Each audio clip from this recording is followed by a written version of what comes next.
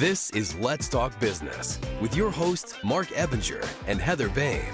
Now, here's Marc. Welcome to Let's Talk Business, a show that highlights and promotes entrepreneurs to learn more about their vision, goals, and marketing strategy. Coming up on the show today, we're going to talk about the importance of getting your website ADA compliant and what can happen to your business if you don't. In studio with us today is Veronica Morales, the president of TSB Digital Creative Agency. Veronica, welcome to the show. Thank you for having me, Marc. Glad to be here. Yeah, this is your first time on this show, but I know you have some experience elsewhere, so welcome. Also in studio with us today is Megan Lopez, a project manager with TSB Digital Creative Agency. Megan, welcome to the show. Thank you for having me. This is your first podcast, isn't it? Yes, it is. Are you nervous? You can be honest. Yes and no, because I've had to, present so much stuff. So it's kind of nice being behind, kind of behind the scenes. Mm-hmm. So it's kind of a relief, actually. It's public speaking light. Yes. There you go. All right, I'm your host, Marc Ebinger, the owner of Kruka's Virtual Staffing, a company that specializes in hiring virtual assistants from outside the United States. And I am Heather Boehme, your co-host. I am a certified business trainer and coach and owner of Onset Professional Development, where we give business owners and executives the clarity and insight they need to take confident action in their business. A quick reminder to follow the Let's Talk Business podcast on all major podcast platforms and social media where you can catch video versions of the show. You can get to everything easily by visiting our website at satalkradio.com. Now, if you're going to be in the San Antonio area on May 16th, 2024, be sure to join us at the next Let's Talk Business Mega Business Mixer. Now, we had to call it Mega because of the huge turnout that we had on the last one. And I think we're going to try and get up to 200 people on this next one, which is going to be a lot of fun. Plenty of room in there, plenty of drinks, plenty of food, right? You pay $10 to get in the door and you get $25 worth of drinks as soon as you come in. So it's fantastic. Now, you can space those drinks out if you like, or you can two-fist it. I mean, whatever is your game. So make sure you guys show up. You can get to all the information on our website at satalkradio.com. All right, so Veronica, the TSB Digital Creative Agency. Okay, Yes. So this is your baby, is Yes, that right? it is. Yes, so it is. how did you go from wherever? Give me that background of where you were and how you ended up with that company. Well, let's see. I am a graduate of UTSA in a communications degree. And so back in 94 was my first website that I actually coded. So I'm very proud of that. What software did you use to code it? Geofences. It was old. Never heard of that one. Right? Anyhow. I remember when that was a thing, building websites back in the early 90s. And dial-up with AOL. Oh my gosh. Yes. But no, yeah. And so anyhow, but moving forward, I actually kind of drifted away and went into event planning and meeting planning and moved to Austin over there. But because I was in the tech world as well and being in Austin, I kept just going to professional development and things like that. And so started to incorporate a lot of technology into my event planning. Then, of course, I got into social media and strategy and learning from the best over there. And so that's what started me getting the company rolling when I moved back to San Antonio. Okay, and how big is the company now? Well, we have about 6 employees and some contractors. So, yeah. And what do you guys focus on as far as services? So at first we started social media, of course, and strategy. And You're still doing that? Yes. Okay. But we moved into web development, WordPress to be exact. And so we started learning that really well, PHP, some JavaScript as well. And then we moved into SEO. Megan's actually certified with Google. And we do SEM, search engine marketing, which are the Google ads, as well as social media ads with Facebook and Instagram, now with Meta. And then we do reputation management, and then we kind of move into even branding with, some logo design and promotional products and things like that. So now the newest thing, though, that we're doing is mobile device ID, which is where we geofence locations. And then if your mobile device goes through there, then you start getting those ads served to your mobile devices. Interesting. So you've kind of touched on pretty much every digital web space when it comes to websites and marketing and lead generation at this point. And there's a lot of people that go into it who don't have that level of expertise. They just jump into it. It can kind of DIY itself or just figure it out as you go. So what are some of the things that people need to look out for when they're trying to hire someone in that space? Well, I'll tell you, the website is what I call the heart of a digital marketing plan. Mm-hmm. And so if your website is not up to par, which means in Google standards, you're not going to get the organic traffic that you need to that website. So you're going to start spending money on ads and things like that. But where you should really be focusing that website is so that when people, Google those keyword phrases that find your business or service, your website pops up and you get all that organic traffic. So that's where you need to start first and then move on to the next things. And I think you and I have talked about this before. One of the things I've noticed in marketing is people have a hard time holding their marketing people accountable, Yes. right? So what are some ways to hold your Google SEO firms accountable to the activity that they've promised or that they're trying to deliver? Well, you need a measure. I mean, that's the main thing. You have to have a set of analytics, depending whether it's your website or your Google ads. And you need to see where you started and you need to see where you're at. If you're not getting those clicks and conversions, then there's something wrong. One of the things that we always see all the time is that people set up Google ads with no landing pages.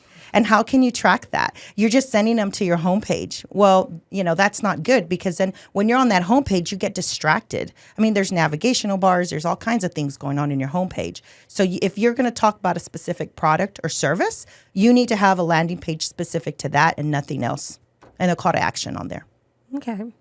So when it comes to like the ADA stuff, right? So let's start with first thing somebody's going to think is, am I going to get in trouble because I don't have, an audio version of my website or something like that. So let's start with the law. Yes. What it says, who it applies to. Okay, so I'm going to pass that over to Megan because she's our ADA compliance specialist. Yeah, Megan. So what happens is, and this kind of goes for every small business.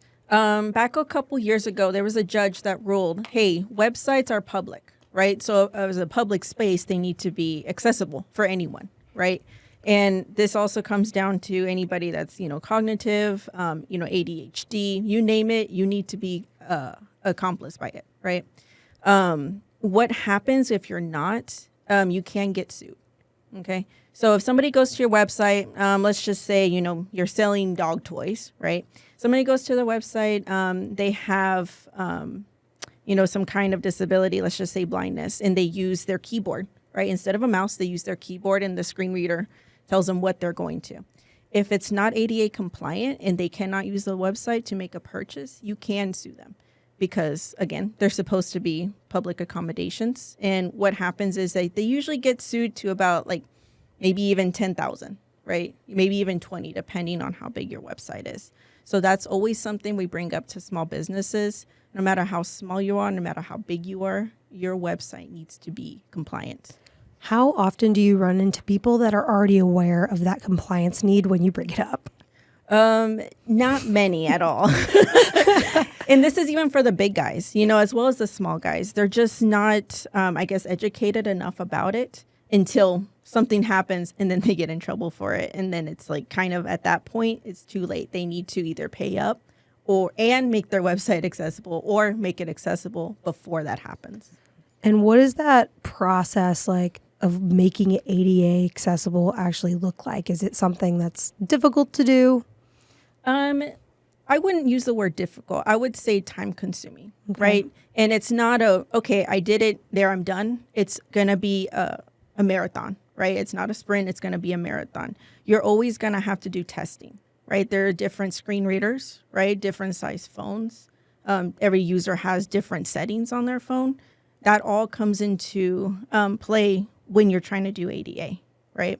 A lot of people also have different versions of their websites, depending on whether it's an Apple device, Android, they're on Safari, they're on Chrome. There's just so much that can go into it. So it's never going to be, okay, let me do this process, right? These 10 steps, and then I'm done. And that's what we run into a lot. Mm-hmm. We actually just spoke to a client last week who said, well, when I had my website built, they said it was ADA compliant with SEO. Well, when we checked it, it wasn't. That's the first thing, because SEO does play into ADA compliance. Mm-hmm. And then the other thing is, with us, it's a monthly charge because it's constant. So it's not just a one-time fee and then your website's done. It's like maintenance on a vehicle. It has to be continuously looked at. Mm-hmm. So I liked what you said about the being ADA compliant actually improves your SEO. Let's get into that. Explain how that is. That would be Megan. So pretty much Google always is looking out for the user, right? They want everything to be as easy for the user as possible. And ADA compliance comes into that, right? They want it to be to where anybody can use your website, right? Any age, any demographics. So when your website's easy to use, regardless of who the user is, that's just like, hey Google, look, this user was able to use this website for 4 minutes, 5 minutes without any trouble. They were able to complete a transaction, no problem. This is a good website. It's going to rank higher. And as far as that goes, when you go into SEO itself, it's just going to help it, right? On-page SEO, technical SEO. I'm going to start ranting here in a bit. But, but that's what we mean, is that it's just about helping the user, making them as easy to purchase, to get a quote, schedule a consultation. We want it to be as easy for the user as possible. Okay. So but what are some other, how's Google going to know that? Time on the website, I guess their path, did it end in a sale, that kind of stuff, but how else is Google going to know that? So in the code, what happens is there's certain, I don't know if this is going to get too technical. No, just do it. So pretty much in the code, there are things called divs, right? And that's pretty much how a website is broken up. So when you have a paragraph, it's a div, right? And what happens is when you have ADA compliance, these divs are kind of labeled in a way. So the screen reader will read, the header, the paragraph, and then, the button, if that. So when Google sees all this, when they come to crawl your website, it's going to know, hey, it's ADA compliant. And that's just in the technical code itself. Okay. So one of the things Veronica told me when we were talking about this a couple weeks ago was it's like in the 80s, not every store had a wheelchair ramp and a handicap parking space, and now they all do because that's when it became required. So not every website has it right now. There are obviously some industries that are going to be more needing to get on it faster, and then it'll trickle down to eventually be everybody. What are those industries that are most at risk of getting sued without the ADA compliance right now? I would say hotels, for sure, because anywhere you go, right, if you're going to go on vacation, business conference, you need somewhere to stay. And I guess this kind of goes into Vrbo too and all those other Airbnbs. But I would say hotels are pretty much the number one because people need to book it, right? No matter who you are. And it kind of goes in hand with the wheelchair ramps, right? They need to have it. I would say that industry is kind of like the number one spot as of right now. And where in small business would it be really required? Anybody that has an e-commerce, especially, they need to be able to purchase your product or service without any problems, right? Yeah. That way, and it's kind of one of those things to where it's like morally right, because you also want to open up your website for anybody to use, right, no matter what service or product. And you'd like to do it not because you're going to get punished for it, because you want people to access it, but also don't pay $10,000. Yes. And the other thing, and this is huge, is that we're starting to see RFPs from the government now require websites to be ADA compliant. So if you're planning on doing business with the government, they're going to look at that as well. And so you definitely want to make sure that your site is up to date. What does this process look like for a small business owner who wants to do this, maybe if they're an e-commerce site and they don't want to get in trouble? They feel like, hey, maybe I can get more business. What does that process look like for them? What kind of costs are we talking about? So I can start that. So pretty much what we do here at the agency is we will look at anyone's website for free as a consultation. And then we give you about a 30-minute, overview on what we found.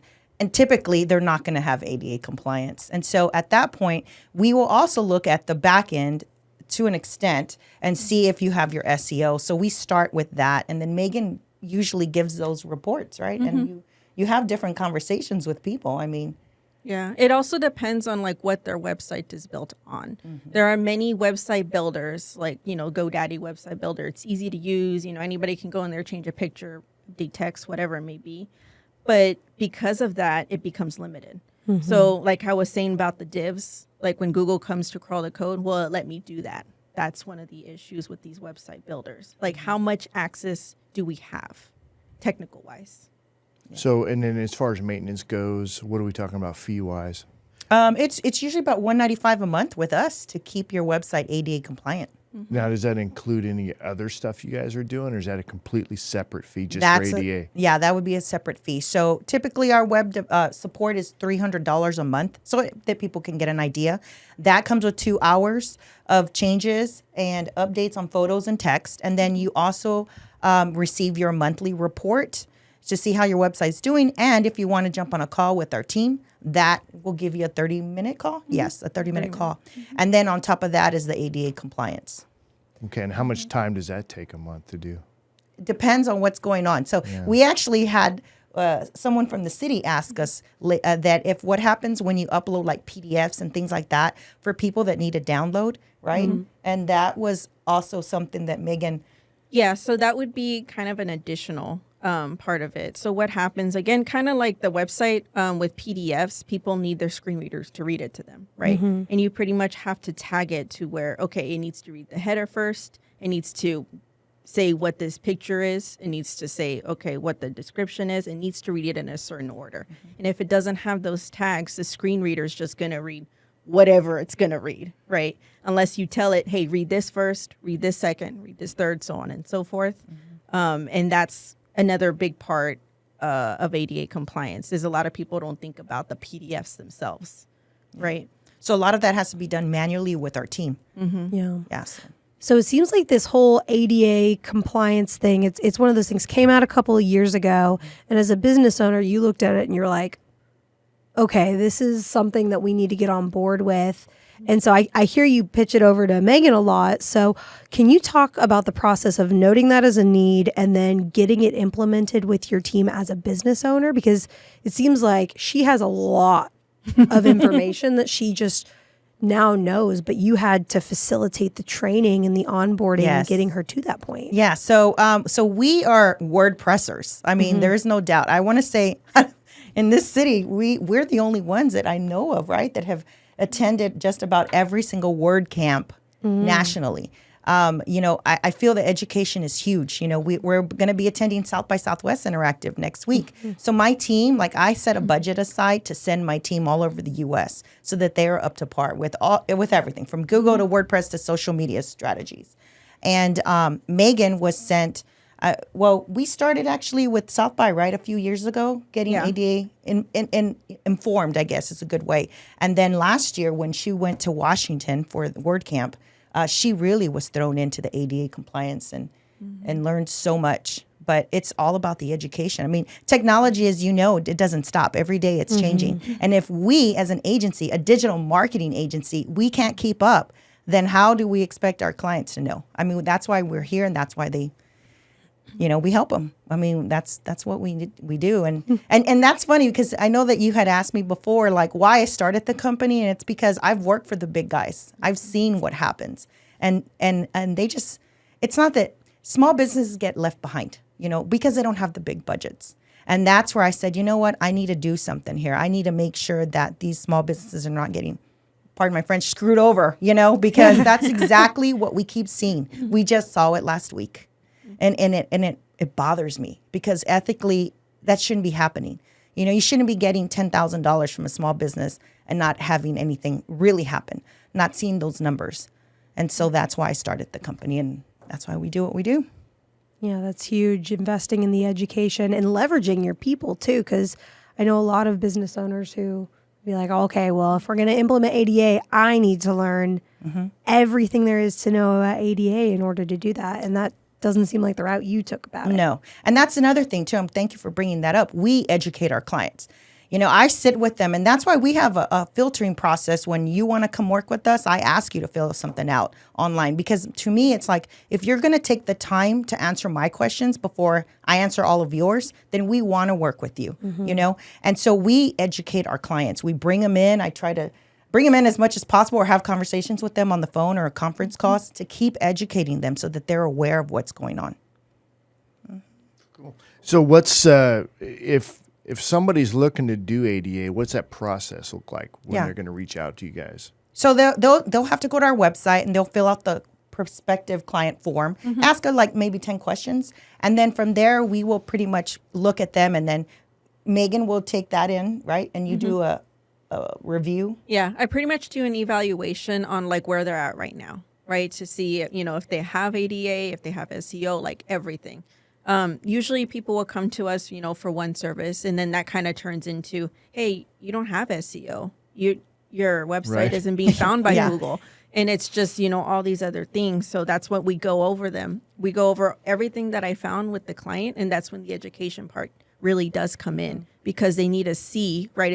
It's easier for people to see it and say, like, hey, there's all these updates that need to happen. Look, you don't have SEO and this is why, so on and so forth. Yeah. And it just always pays off because they're able to actually see it, right? And as websites aren't a tangible item, it makes it that much better. Yeah, and then that's when I take that information and I sit with the client, I talk about their budget, and then I create a plan for them in phases, because this is not all going to happen overnight or in 60 days. And so we pretty much will start with the website and see what the necessary changes need to be, and then go from there. And it's funny because a lot of them will just come for us for ads. And I'm like, well, hold on, let's not do ads yet. Let's get this website indexing properly first. And so we step back, and as we educate them, they see the value in it, and then they start moving forward. And then we, create that relationship with them. Mm-hmm. So it's very rare that clients leave us. Very rare. What else are you guys like hitting on that folks may not be aware of? Small business owners, it's like we're not even thinking about it with respect to our website that could be helpful that you guys are implementing. Other than SEO and ADA compliance, I think that's about it, right, for now? Yeah, I would say so. I think like the second most important thing as of now, because ADA, does have a legal side to it, I would say SEO. A lot of small business owners kind of take, like the freelancer or another agency's word, like, oh yeah, you have it. But you don't know what you don't know. So they have no choice but to take their word for it until, somebody comes along like us and we're like, hey, look, it's not ranking in Google. Here is why. And then they're like, oh, wait a minute. And then, that turns into another conversation as well. Yeah. So what are you guys doing right now to get the word out about you? Well, we're doing this podcast. No, we have a newsletter, and everyone's welcome to sign up for that on our website. It's the www.thesocialbean.com. Mm-hmm. And so you can sign up for our newsletter, and we always send tips and tricks and things that we're doing. We're also, every so often, I will give a marketing class, a digital marketing class, like with the chamber or with the, Lift Fund or somebody, the city. And so we'll do that. And then, right now we're kind of slammed. Yeah. There's only so much I can do because we are getting a lot of leads, word of mouth. And then, of course, people find us on Google. And so we are national. We're considered a national agency because I think our furthest client is Alaska. Alaska, yeah. Nice. So we do work for, Florida, Colorado. Like, we have clients. So they've optimized their search engine. We did, and we're getting better. So. Yeah, I'm like, hey, someone told me always treat yourself like a client, and so that is a priority. So when we go down our list during our project meetings, we're always a client. So okay, so what are you guys doing with respect to AI now? Because our last show we just talked to an AI. I don't know if she's an AI expert, but when it comes to lead generation, she certainly is. Mm-hmm. So what are you guys doing there with respect to websites? Like, for example, if somebody wants to chatbots can be AI that's integrated in the system, but what else? Are you guys doing anything else in that space? More so content creation. So we do have a lot of small business owners that are, great in their field, but a lot of them come to us and they're like, I have a lot of trouble writing, right? So that's what we use AI for, is pretty much to generate any kind of content on the page, right? And it's also really good for SEO because the more content you have right on a page, no matter what the topic is, if you have all this content talking about a certain subject, right, when Google comes to crawl your website, it reads it and it's like, oh, this is what this page is about. And it can help rank that page, right? But it all comes down to the content. And are you talking about blogs and stuff like that, or what? Blogs and just the website pages themselves, like even the About Me's, right? Or even biographies, especially the product descriptions. Because a lot of, small businesses, and I guess even in general that I see, is, they have a 1 or 2 product description, and it's like, that's great. But there are some people that might want more, and especially Google, to help rank that particular product as well. That's interesting to think about that. Mm-hmm. And so AI helps you guys come up with most of that content just based on a general topic. Mm-hmm. And are you using the general chat GPT, or do you guys have more special? So we always like to use everything Google, right? So we are using Google Bard. Now it's Google Gemini. That's the one we've always used. What's Google Gemini? It's pretty much Google's version of Chat GPT. It's an AI, and it used to be called Bard, but now it's called Gemini. So Chat GPT is not Google. I for some reason I thought it was. No. But it's not? Yeah. So Gemini is. Yes. Okay. A whole ocean of information in that digital world. Yeah. And this is why we go to conference. Yeah. Well, and of course, there's people that will come in and say, well, we've got this other AI that makes this one look like it's for school children or whatever. But so there's a big war going on, I guess, when it comes to the AI stuff. Yeah. But that's it. I mean, I thought there'd be some more earth-shattering stuff going on with website development and AI because, I don't know, there's just a lot to be done there. Well, yes, there is. And so, like I said, we're going to be next week at South by. We'll probably learn more, and we can come back and share. Yeah. I'm going to give us an update. So with TSB now, what does the future look like for your company? Well, I mean, we're growing, but I also watch that growth as you and I have talked about, because I don't want to grow too fast, and we don't want to lose the relationships that we have with our current clients. So I look at that very well to make sure that we are a good fit for companies. And I always tell companies that we become an extension of their marketing team or their marketing department, So I'm very cautious on who we take on, but we're growing little by little, and we have some really big fires right now going, and it's exciting. We're actually in the process of moving, so we'll be doing that. That takes a lot on me, but I see in the next 5 years us growing, but definitely staying in San Antonio. We're not moving. So do you have a business coach that you or who's your mentors, or how do you? Because look, you're yourself. How are you? Who else are you interacting with so that you can continue to grow? Well, I know Heather and I have. I'm a graduate of BizConnect with the Greater Chamber of San Antonio. So, I just met Heather, and this has been great. Is that where I saw you? Yeah, BizConnect? that's where we met. Yeah, I was trying to think about that. And then, of course, there are some other mentors in the area that I, tend to look at and talk to and just see the growth of the company. I definitely. I've been in different programs. I've been with the City of San Antonio Mentor Protege program, but now I'm mentoring. So I have 2 ladies I'm mentoring, and I just love to give back a lot and just help small businesses grow, and not just nonprofits as well. We focus a lot on nonprofits, and what kind of work are you doing in the nonprofit space? We do their websites and some social media, right? Yeah, we're doing social media for them, and then reputation management as well, and then. We have also been really big on doing a lot of mobile device ID. That is growing tremendously. So let's talk about that. What is it? Let's walk me through it. Talk to me like I'm 5. Okay, all right. So walk me through what that is. So it's pretty much just putting a border around a certain location. So I'll give you an example. We helped with the census. And the campaign with the census in the city. And so one of the things that we did there was there were certain zip codes that they just were not getting those census back. So we went ahead and created some English and Spanish creatives for them. And then what ended up happening is we geofenced the HEBs and post offices and city libraries. And again, it's just, everybody is going to go to one of those places for sure. And so, and then what happens is the technology can read whether the phone is set on English or Spanish. And then once it determines that, then you're served those ads. So, get your census in. Deadline is, whatever it was, I don't remember. But yeah, and so they met their numbers. So how are the ads distributed? Is it social media? Is it Google? What is it? They're pretty much on different platforms. So whenever you download an app, right? Let me just pick on Candy Crush, right? If you have the free version of usually any app, right?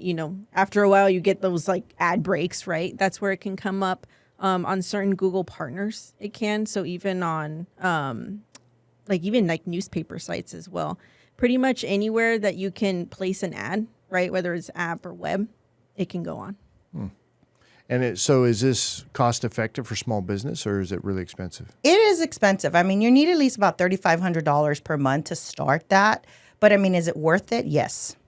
Yes. Yeah, especially with hyper local businesses that Yes. need to drive to foot traffic or something like that. I can see the value there. Yeah, 'Cause and then and there's different strategies that we use, but billboards go hand in hand with mobile device ID because you can geofence the billboard. the billboards and the highways that they're at. So imagine targeting your competitor.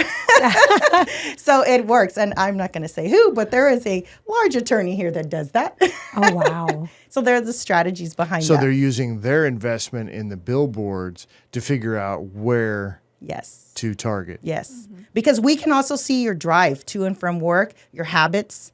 Where do you stop? Where do you go eat? We can see that. Now we can go back up to 10 years, but we don't do that. We go back to about 2 years because most people will change out their devices every 2 years. Yep, that's for sure. But we can see everything. So that's when it's ask the app not to track. Is that what we're talking Yes, about? yes. And then also in a little bit more of that is IP address targeting. So we can see the IP addresses as well and see, for example, in your home, how many devices do you each have with your families and your children? So we can target that. And then there's also a way not to let those ads go to children, right? I think you said, yeah. So there's the ways of doing things, but it's big brother. A little spooky. Yeah. I was like, I feel like if I was a little bit more malicious, I could think of a way to use that for evil. It's not really coming to me, but it's a little terrifying how much information there is out there. Well, but the flip side of that is you get served ads of things that you could probably use. Exactly. You know what I mean? Exactly. And then remarketing and everything else is on there. But yeah, I mean, there's strategies, but that's pretty much the base of the technology. How many people are utilizing that right now for you guys? 2 clients. Okay. Yeah. Because it is a larger It's pricey, investment, but it does work. Is there a particular kind of client that's better for? No, not really. I mean, really, right? I mean, it depends. Who do you see like the most potential for it? Yeah. Like I'm in-home trying to service think. companies. Probably service companies, definitely. Anybody who has a service. Large campaigns coming up, like for Fiesta. We can definitely target everybody. Political campaigns? Oh, yes. Oh, yeah. Okay, yeah. Like it's an election year. Yes, political. Yeah. Oh So my God. there's a lot. I mean, you can do a lot of different things with that. I would imagine that you're going to have super PACs come down and want to use that kind of stuff too. I mean, just imagine, think of the Alamo Dome and the different things that go on there. And so are you trying to target anybody that goes to the Alamo Dome for different things? Yeah, the Brahmins are about to start playing, Yes. I think, next week. Yeah.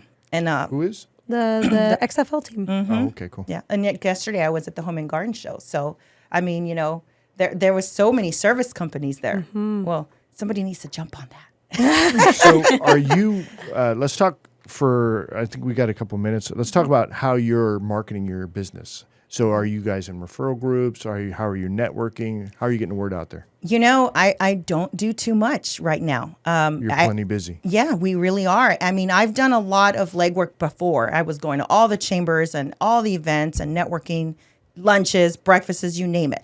I do try to go out as much as possible just to see people, and it's nice to be out. I love talking to people and seeing where they're at with their businesses. But really, we get so many referrals, and we get found on Google that's what's keeping us busy right now. And you don't want to grow your staff. Slowly. Slowly. You like where you're at? Slowly. I mean, I think there's something there, though, because the thing is, you said you started out by going. Can you talk about what the timeline of being out and networking a bunch at the beginning of your business looked like, and then being at the point where most of your business comes from referrals? Yes. Because I feel like that's a lot of businesses want to get to that point where Yes. they don't have to network as much as you and I do, and we enjoy it. Some business owners do it like grit your teeth and do it until the business is started up, I want to say, if I had to think back, I probably was out, like hitting it hard for 5 years. Yeah. And then it just, after that, I could slow down a bit and kind of just be more running the business scene. Because, what takes a lot of my time is the internal growth, the HR issues, the accounting issues, I mean, it was funny. We were just looking at this morning. We started as a DBA. Then I moved into an LLC, single corp. And then recently, last year, we changed our name. So a lot of people locally know us as The Social Being, and now we're TSB, Creative Digital Agency. And the reason I did that is because everybody was always saying, oh, you're a social media company.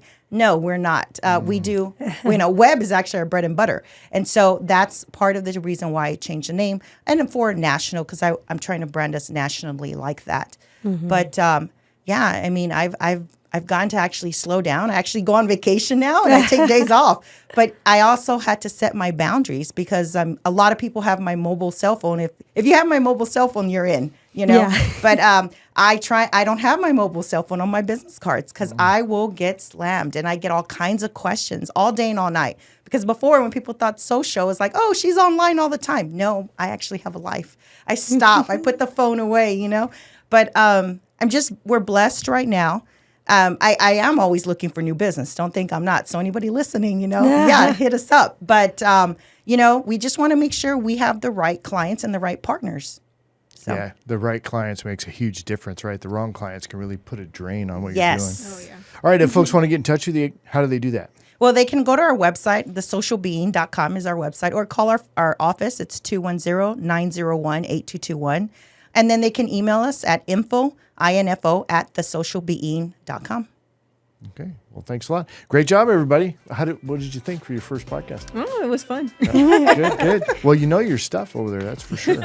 That's why she keeps me around. Yeah. I like that. We could go down a real rabbit hole with all the information in your head, I feel like. Yes. You could school us. All right, as we wrap up the show, a quick reminder, check out our latest podcast and catch video versions of the show anytime by visiting our website at satalkradio.com. That's going to be it for us. You guys have a great week. Thanks, everybody. Thanks for having Thank us. you. Yeah.